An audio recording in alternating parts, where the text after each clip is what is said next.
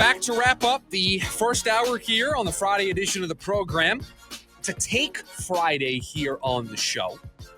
You want to get your take in? Chance to win a $50 gift card to Von Hansen's. We're going to pick the best one. The phone number, we'll take these all throughout the rest of the program, 480-864-1060 if you want to hop in.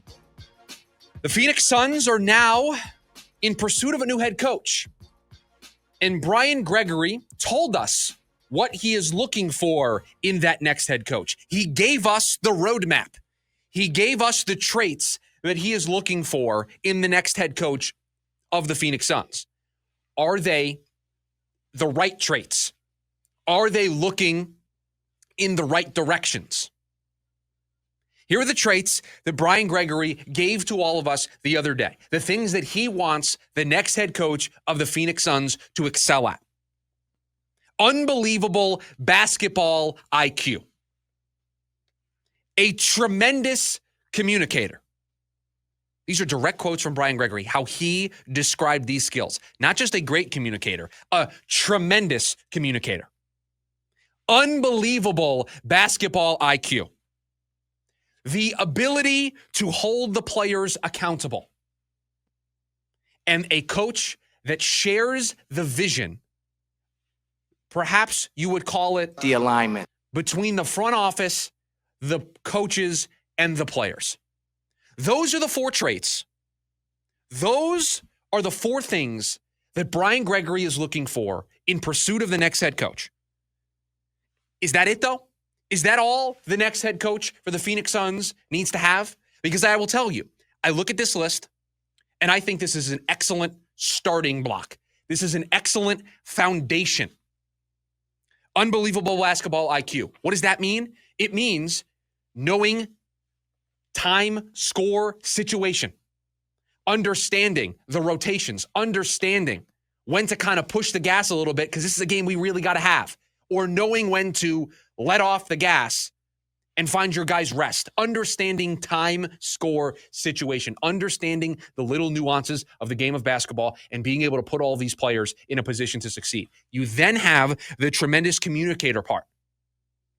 Taking all of those things that we mentioned in the basketball IQ, understanding the way the game is evolving, understanding the way the game is going, understanding the analytics, the data, understanding what it takes to win in the NBA in 2025, and then being able to communicate that, not just amongst the players, but among the fan base, explaining decisions, getting them to be on board with what you're trying to do, being able to describe it to the rest of the coaches so they can implement your plan.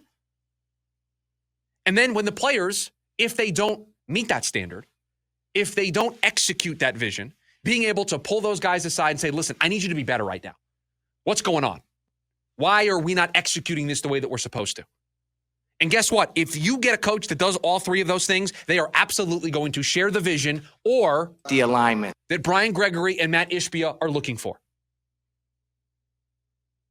So this is an excellent list. This is a fantastic starting foundation for the Phoenix Suns. It was by far one of Brian Gregory's best answers in his press conference earlier this week. And do you want to know why it was one of his best answers? Because it was a coach's answer. He's a coach. He knows what you got to do on the sidelines. You don't have success being an assistant coach for Tom Izzo, coaching Dayton, coaching a bunch of other programs in college basketball. You don't get those jobs unless you know these things.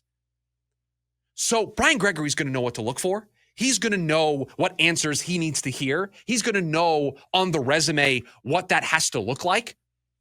So this is an excellent foundational start for the Suns and their next head coaching hire. Here's the other reason why this is a great list. And this is another reason why these are the right traits for Brian Gregory to look for. Because you know what I don't hear or see in outlining these four traits? I see a team that is trying to learn from their past mistakes. Do you think it was an accident that Brian Gregory said the ability to hold players accountable? Do you think it was an accident that he mentioned being a tremendous communicator when that was all we heard that doomed Mike Budenholzer? Couldn't communicate with Yusuf Nurkic. Couldn't communicate with Devin Booker. Couldn't communicate with Kevin Durant.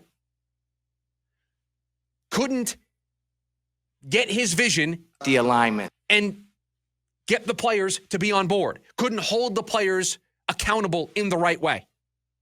And so by talking about these things in the outset, by talking about these things ahead of this head coaching interview cycle, you are setting the foundation, you are setting the expectations of what this next head coach is going to be, and it is going to keep this franchise. It is going to keep Brian Gregory. If he stays true to this, if he stays true to finding somebody who has all of these traits, it is going to make sure that this team does not fall victim to what plagued them in their last 2 coaching searches.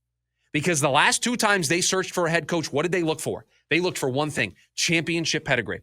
They looked for somebody who had been there and had done that. Somebody who had won rings. That's all they cared about. I don't think they cared about the basketball IQ. I don't think they cared about the communication, the ability to hold the players accountable. All they got locked in on, all that Matt Ishbia got locked in on, have you won a championship? Have you been through that grind? Have you done it in the postseason? That was an obsession for this organization. These traits tell a very different story. These traits tell a story of actually learning from your mistakes and making sure that you get the most critical piece to this rebuild or retool. Apologies, Matt Ishbia, not a rebuild. To get this right, you have to make sure you don't repeat the mistakes of the past.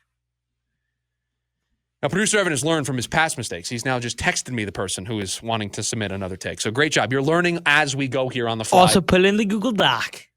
I don't have the Google Doc open, but yes, I appreciate that. So we have Brian in Chandler who wants to dethrone John. Listen, John's got the spot right now. You got to try to dethrone John. So Brian in Chandler, go ahead. Give me your best take. See if you can dethrone John. Hey, Chris. Good show. Thank you. So I'm a lifelong NBA fan, Okay. but, always enjoyed it. But as time goes on, my interest has waned. Most recently in recent years, just a parade to the basket, bunch of free throws, bunch of foul shots, no post play, and just making and missing 3-pointers. So we get to these playoffs, and like a light switch, Adam Silver says, okay, we're going to go back a little old school here. We're going to let these guys play some defense, have some contact. And look what's happened. You get up and down basketball that you can't take your eyes off. I mean, that Pacers game was awesome.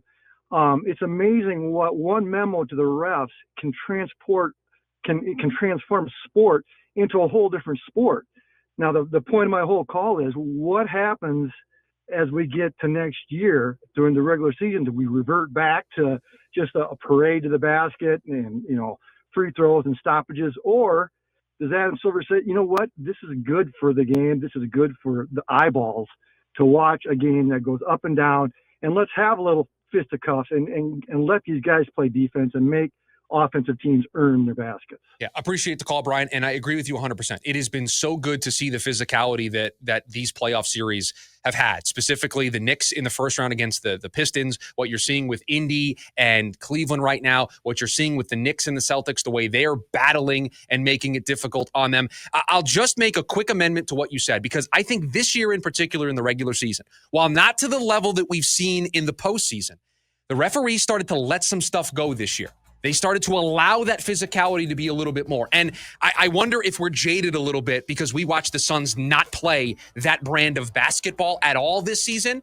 And yeah, I hope that Adam Silver takes a note of the way we're all reacting to this and they allow a little bit more physicality, because guess what? It's the way the Suns are going to want to play next year, and we want that to be an advantage for them.